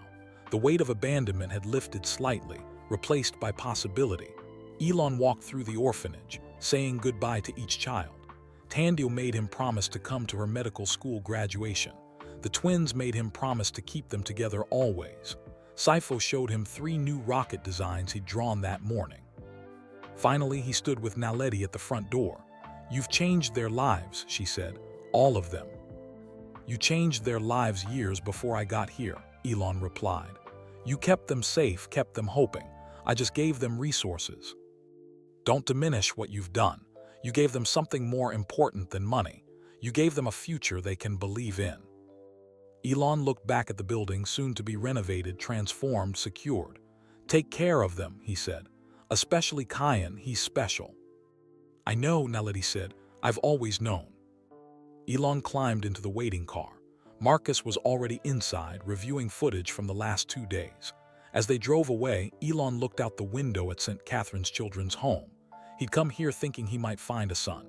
Instead, he'd found something just as important, a purpose beyond business, beyond rockets, beyond fame. He'd found the chance to be the person he'd needed when he was 16. And that, he realized, mattered more than biology ever could. September 15, 2024. Cambridge, Massachusetts. Kyan Botha stood outside his dorm room at MIT, staring at the small space that would be his home for the next year. A bed, a desk, a window overlooking the campus. It was simple, clean, and completely his. He still couldn't believe this was real. 6 months had passed since Elon Musk walked into St. Catherine's. 6 months that had transformed everything. The SAT in April, perfect score. Applications to universities in May, accepted everywhere. Decision in June, MIT for aerospace engineering. Summer internship at SpaceX in July and August, the most incredible experience of his life. And now here he was, 17 years old, starting university a year early, surrounded by some of the smartest students in the world. His roommate hadn't arrived yet. Kyan unpacked his few belongings, clothes, books, his old laptop that he couldn't bear to leave behind, even though Elon had given him a new one. On his desk, he placed a framed photo. It showed all 23 children from St. Catherine's standing in front of the newly renovated building. Fresh paint, new playground, smiling faces. He was in the center with Tandy on one side and the twins on the other. His family. The only family he'd ever known. His phone rang. Elon's name appeared on the screen. "Hello," Kyan answered. "Did you arrive safely?" Elon asked. In the background, Kyan could hear the familiar sounds of SpaceX, engineers talking, machinery humming. "Yes, just finished unpacking." "How does it feel?" Kyan looked around the small dorm room. "Surreal. 6 months ago, I was in an orphanage that was about to close. Now I'm at MIT. You earned this, Kyan. Your SAT score, your essays, your interview, all you. But you made it possible. I opened a door, you walked through it." Elon paused. "How was the summer internship, really?" Kyan smiled, remembering. 3 months at SpaceX headquarters in Hawthorne, working alongside engineers who were designing the next generation of Starship. His neural network code, refined and improved, was actually being tested for real satellite applications. "It was the best summer of my life," Kyan said honestly. "The engineers treated me like I belonged there, like I wasn't just some charity case." "You're not a charity case. You never were. You're a colleague, a future employee if you want to be." "I do," Kyan said immediately. "After MIT, I want to work at SpaceX full-time. I want to help get humans to Mars." "Then that's exactly what you'll do." Elon's voice was warm. "Listen, I'm calling because classes start tomorrow, and I want to make sure you know something important." "What?" "MIT is going to be hard. Brilliant as you are, you're going to struggle sometimes. Everyone does. When that happens, don't hide it. Don't pretend you're fine. Call me. Email me. Ask for help." Kyan felt his throat tighten. "You're busy running 3 companies. You don't have time to." "I have time for you," Elon interrupted firmly. "Always. That's what this relationship is, Kyan. I'm not just your mentor. I'm your advocate, your supporter, someone you can count on when things get difficult." "Thank you," Kyan whispered. "One more thing. Have you talked to anyone from the orphanage?" "I video called Mrs. Cumulo yesterday. The renovations are finished. Everything looks amazing. And Tandy started high school. She's top of her class in science." "Good, don't lose touch with them. They're your foundation. No matter how successful you become, remember where you came from." "I will, I promise." They talked for a few more minutes about classes, about Kyan's schedule, about upcoming SpaceX launches. When they finally hung up, Kyan sat on his bed looking around the room. 6 months ago, he was nobody, an abandoned orphan with big dreams and no way to achieve them. Now he was an MIT student with a future brighter than he'd ever imagined. And it was all because someone had shown up. Someone had seen him. Someone had chosen him. Not because of biology or obligation, but because he was worth it. Kyan opened his new laptop and started a document. At the top, he wrote, "Goals for my life." Number 1, graduate from MIT with honors. Number 2, work at SpaceX and help build the systems that will take humans to Mars. Number 3, never forget where I came from and help other kids like me who need someone to believe in them. He looked at the list and smiled. 6 months ago, he'd been surviving. Now he was living, and someday soon he'd be thriving. The door opened. A tall boy with messy hair and thick glasses walked in carrying boxes. "Hey," the boy said. "You must be my roommate. I'm David Chen." Kyan stood up and shook his hand. "Kyan Botha, nice to meet you." "What's your major?" "Aerospace engineering, you?" "Same," David grinned. "This is going to be great. We can study together, work on projects together. Do you know what you want to focus on?" "Rocket propulsion systems," Kyan said, "and eventually Mars colonization." David's eyes lit up. "No way, me too. Have you heard about the SpaceX Starship program?" Kyan smiled. "Yeah, I've heard about it." He didn't mention that he'd spent the summer working on it. That would come out eventually. For now, he just wanted to be a normal college student. Well, as normal as a 17-year-old orphan from South Africa studying aerospace engineering at MIT could be. His phone buzzed. A text from Saifo back in Pretoria. "Good luck tomorrow. Make us proud." Another text from Tandu. "You're going to be amazing. Future rocket scientist." And one from Mrs. Cumulo. "We're all thinking of you, Kyan. You carry our hopes with you. Fly high." Kyan looked at the messages, then at his new roommate unpacking, then at the photo on his desk. For the first time in 16 years, he wasn't alone anymore. He had a family in Pretoria. He had a mentor who believed in him. He had a future that stretched all the way to Mars. And tomorrow, his new life would truly begin. December 20, 2024. 9 months after Elon's first visit to St. Catharines.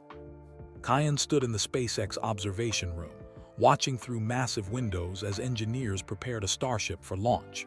He was home for winter break, spending 2 weeks in California before flying back to South Africa for Christmas. His first semester at MIT had been challenging but incredible. He'd earned straight A's, joined the rocket propulsion lab, and made friends who shared his passions. David Chen had become his best friend. They spent countless nights working on projects together, arguing about rocket designs, dreaming about Mars. But something had been nagging at Kyan for months, a question he couldn't shake. Why had Elon really helped him? Everyone said it was because Kyan reminded Elon of himself, because Kyan was brilliant and deserved a chance. And maybe that was true, but Kyan had noticed things, small things. The way Musk had visited St. Catharines 3 times in the past 9 months, always asking about him specifically. The way Elon checked in every week without fail, more than seemed normal for a mentor relationship. The way both of them sometimes looked at him with an expression he couldn't quite identify, like they knew something he didn't. Kyan. He turned. Elon stood in the doorway, wearing his usual black t-shirt and jeans. "The engineers want to show you the new satellite communication system," Elon said. "The one based on your neural network design. They've made some improvements." "Really?" Kyan's face lit up. "They're actually using it." "They're testing it. If it works as well as we think it will, it'll be implemented across the entire Starlink constellation." Elon smiled. "Your idea could change how millions of people access the internet." They walked together through the SpaceX facility. Kyan had been here enough times now that he recognized most of the engineers. They greeted him warmly, treating him like part of the team. After the technical tour, Elon suggested they grab dinner at a quiet restaurant nearby, just the two of them. Over burgers and fries, they talked about MIT, about Kyan's classes, about his plans for next semester. But Kyan kept noticing Elon's distracted expression, like he had something on his mind. Finally, Kyan decided to ask, "Can I talk to you about something that's been bothering me?" Elon looked up. "Of course, what is it?" Kyan took a deep breath. "Why did you really help me? And please don't give me the answer about seeing yourself in me. I want the real truth." Elon set down his burger. He studied Kyan carefully. "What makes you think there's more to it?" "Because I'm not stupid," Kyan said. "I've been thinking about this for months. Your mother visits me constantly. You check in every single week. You flew to my MIT orientation even though you were supposed to be at a Tesla event in Germany. This feels like more than mentorship." He leaned forward. When you first came to St. Catherine's, Mrs. Cumulo said you asked about me specifically, about the boy in room 14, like you were looking for someone. Were you looking for me? Elon was silent for a long moment. You're right, he finally said. There's more to the story, but it's complicated, Kyan, and I've been trying to decide when or if you should know. Kyan's heart started pounding. Know what? Elon pulled out his phone and showed Kyan a photo. It was the note that had been left with him as a baby, the one signed J. I've seen that before, Kyan said. Mrs. Cumulo showed it to me years ago. It's from my birth mother. Yes, and when I first came to St. Catherine's, I thought, Elon paused, I thought I might be your father. The words hit Kyan like a physical blow. What? The timeline fit. The note was mysterious. My mother had specifically asked me to meet you, and when I saw you, you reminded me so much of myself at that age. I thought it was possible. Kyan's mind raced. But you told me you found out I wasn't yours. I did find that out. I met with your birth mother, a woman named Justine Marais. She told me the truth. She's alive, Kyan's voice cracked. My mother is alive. Yes. Elon reached into his jacket and pulled out an envelope. She gave me this, a letter for you. She asked me to give it to you when you were ready. I wasn't sure if now was the right time, but you're asking questions. You deserve answers. Kyan stared at the envelope. His hands trembled as he took it. What does it say? He whispered. I don't know. I've never read it. It's for you, Kyan, only you. Kyan turned the envelope over in his hands. It was sealed, yellowed slightly with age. On the front, in elegant handwriting, for Kyan, when he's ready to know. Should I read it now? Kyan asked. That's your decision, but maybe somewhere more private. This might be emotional.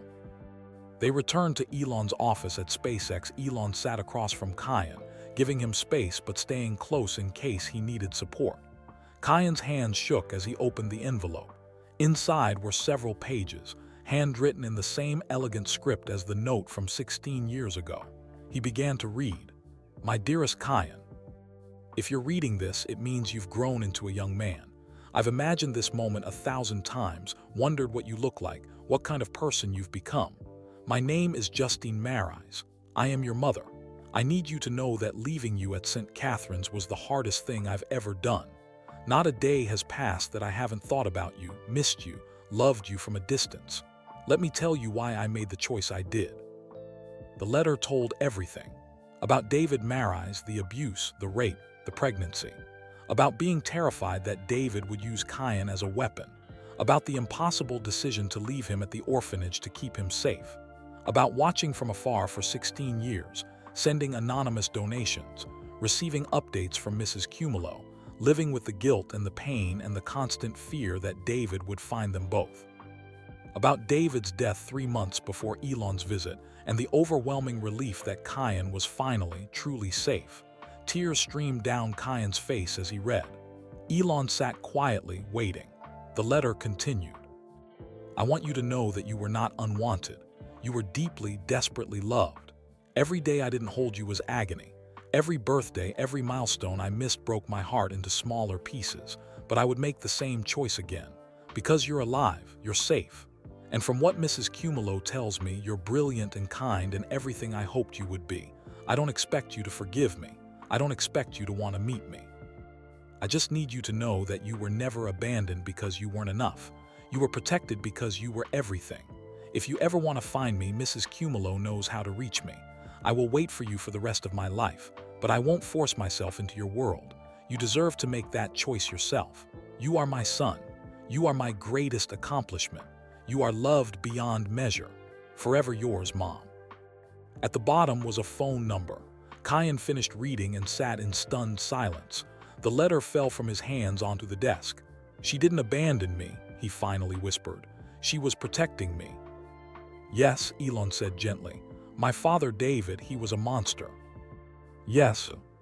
And she lived in fear for 16 years, watching me from a distance, unable to hold me or know me or be my mother because she was keeping me safe. Yes. Kyan looked up at Elon, his face wet with tears. You've known this for 9 months, since March, and you didn't tell me. She asked me not to. She wanted you to build your life first. University, opportunities, a future. She didn't want her trauma to become your burden until you were strong enough to carry it. Did she ask you to help me? She asked me to give you the opportunities she couldn't, to mentor you, to believe in you, to be what you needed. Elon's voice was thick with emotion. And I said yes, not because I owed her anything, but because you deserved it. Kyan stood up abruptly and walked to the window.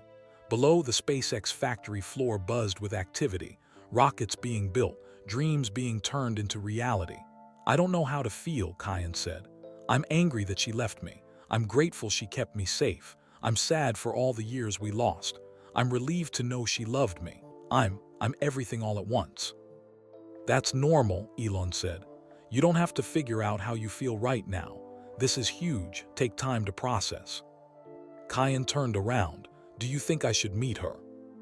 I think that's entirely up to you. There's no right answer, Kyan. Only what feels right for you. Kyan looked at the phone number at the bottom of the letter. Not yet, he said quietly. Someday, yes, I want to meet her. I want to hear her voice, look her in the eyes, tell her I understand. But not yet, I need to be ready. Then you wait until you're ready, Elon agreed. Kyan walked back to the desk and carefully folded the letter. He put it back in the envelope and tucked it into his jacket pocket, right over his heart. Thank you, he said. Thank you for keeping her secret. Thank you for waiting until I asked questions. Thank you for not forcing this on me before I was ready. You're welcome. And thank you for showing up, for being what I needed even though I'm not your son. You didn't have to do any of this. Elon stood up and walked over to Kyan. He placed both hands on the young man's shoulders. You listen to me, Kyan Botha. Biology doesn't make family. Choice makes family. Showing up makes family. I chose you. And whether or not we share DNA doesn't change the fact that I'm proud of you, that I believe in you, that I'm going to be here for every success and every struggle for as long as you want me. Kyan's composure finally broke. He stepped forward and hugged Elon tightly. You're the father I needed, he said through tears. Even if we're not related, you're what a father should be. Elon held him close. And you're the son I'm proud to mentor, to guide, to watch become the extraordinary person I always knew you could be. They stood like that for a long time. Finally, Kyan pulled back and wiped his eyes. I should get back to my hotel. I have a lot to think about. Take all the time you need. And Kyan. Yes. Merry Christmas. You're having dinner with my family tomorrow night. My mother has been asking about you nonstop. Kyan smiled through his tears. I'd like that. As he left, Kyan touched the envelope over his heart. He knew the truth now. His mother had loved him enough to let him go, and Elon had cared enough to help him become who he was meant to be. That was more than enough. That was everything. April 12, 2029. SpaceX Launch Complex, Boca Chica, Texas. Kyan Botha stood in the control room, watching the countdown clock. 21 years old, freshly graduated from MIT with dual degrees in aerospace engineering and computer science. Top of his class, published researcher. And now, a full-time SpaceX engineer. But today was different. Today was history. T-minus 60 seconds to Starship Mars Mission 1 launch. The announcement echoed through the facility. This wasn't a test flight. This was the first crewed mission to Mars. 6 astronauts would spend 6 months traveling to the Red Planet, establishing the foundation for humanity's first permanent settlement. And Kyan had helped make it possible. His satellite communication systems, refined over 5 years, would keep the crew connected to Earth during the entire journey. His neural network algorithms would manage power distribution, life support optimization, and emergency protocols. 30 seconds. Elon stood beside him, arms crossed, watching the monitors intently. They'd stood like this dozens of times over the past 5 years, at launches, at tests, at failures and successes. Nervous? Elon asked. Terrified, Kyan admitted. 6 lives depend on systems I helped design. They depend on systems we all designed, together, as a team, and they're going to work perfectly. 10 seconds. The control room fell silent. Every person held their breath. 3, 2, 1, ignition. The massive Starship engines roared to life. Fire and smoke engulfed the launch pad. Slowly, impossibly, the enormous rocket lifted off the ground. The control room erupted in cheers. Kyan watched through tears as the starship climbed higher, faster, breaking through clouds, heading for space, heading for Mars. "We did it," he whispered. Elon clapped him on the shoulder. "You did it. This was your generation's dream. You made it real." After the initial excitement calmed, Kyan stepped outside. The Texas sun was warm on his face. He pulled out his phone and dialed a number he'd called for the first time 6 months ago. "Hello?" a woman's voice answered. "Hi, Mom," Kyan said. The word still felt strange on his tongue, but good. "Right. Kyan, did the launch go well?" "Perfect. They're on their way to Mars." "I'm watching the live stream. I'm so proud of you, sweetheart." They'd been rebuilding their relationship slowly. Monthly phone calls at first, then weekly. 3 months ago, they'd met in person for the first time in Cape Town. It had been awkward, emotional healing. Justine was different than he'd imagined, quieter, sadder, but also stronger. She'd spent years in therapy, processing trauma, learning to forgive herself.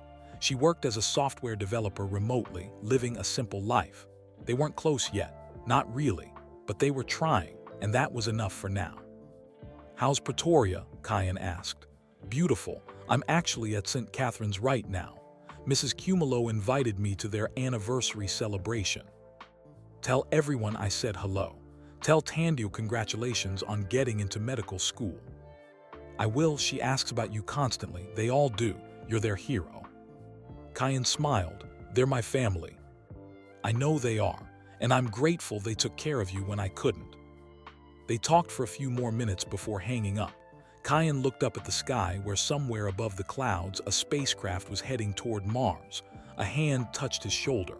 He turned to find Elon Musk standing there, elegant and warm as always. "Your mother would be proud," she said, then corrected herself. "Justine would be proud. I hope it's okay that I call myself your other mother." Kyan hugged her. "You've earned that title. You found me. You brought Elon to me. You changed my life." "You changed your own life, darling. We just opened the door." Elon joined them outside. "Ready for the press conference?" "Do I have to?" Kyan groaned. "You're the lead engineer on the communication systems. Yes, you have to." They walked back inside together, Kyan, Elon, and May.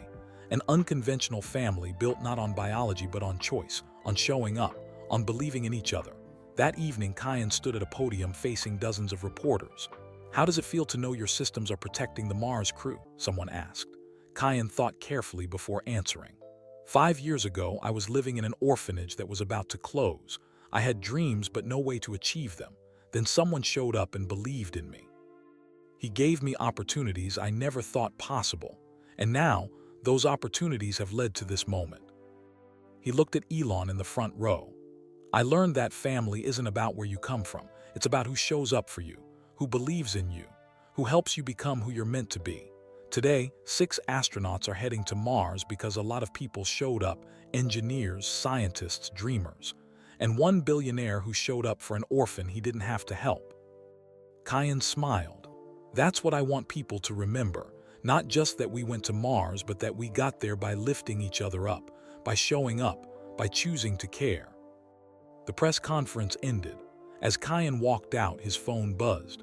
A text from Saifo, now an engineer at Tesla. "We did it, brother, from orphanage to Mars." From Tandio, future doctor sends congratulations to current rocket scientist. From the twins, somehow still inseparable. "We always knew you'd reach the stars." And from Mrs. Cumulo, "Room 14 to Mars, what a journey. We love you, Kyan." Kyan looked at the messages, then at the people around him, his SpaceX family, his MIT friends, Elon and May. 21 years ago, he'd been abandoned on an orphanage doorstep. Today, he'd helped send humans to Mars. The journey between those 2 moments had been impossible, improbable, extraordinary. And it had taught him the most important truth of all. You don't need to know where you came from to know where you're going. You just need someone to believe in you and the courage to believe in yourself. Kyan looked up at the darkening sky where stars were beginning to appear. Somewhere out there, a spacecraft carried humanity's future. And here on Earth, an orphan who'd become an engineer carried hope. Hope that anyone from anywhere could reach the stars. If someone just showed up. If someone just believed. If someone just chose them. The way Elon had chosen him. The way he would choose to help others. The way humanity would choose to move forward together, to Mars, to the stars, to a future built on showing up. Thank you so much for watching Kyan's incredible journey from an abandoned orphan to a rocket scientist who helped send humans to Mars. This story reminds us that showing up for someone can change their entire life. One person believing in you can make all the difference. Now we want to hear from you. Where are you watching from? Drop your country or city in the comments below. We love seeing our global family come together. If this story touched your heart, please hit that like button and subscribe to our channel. By subscribing, you're helping us spread kindness and hope to millions of people around the world who need to hear stories like this. And don't stop here. Click on the video appearing on your screen right now for another amazing story that will inspire you. Remember, you never know when you might be the person who shows up and changes someone's life forever. See you in the next video.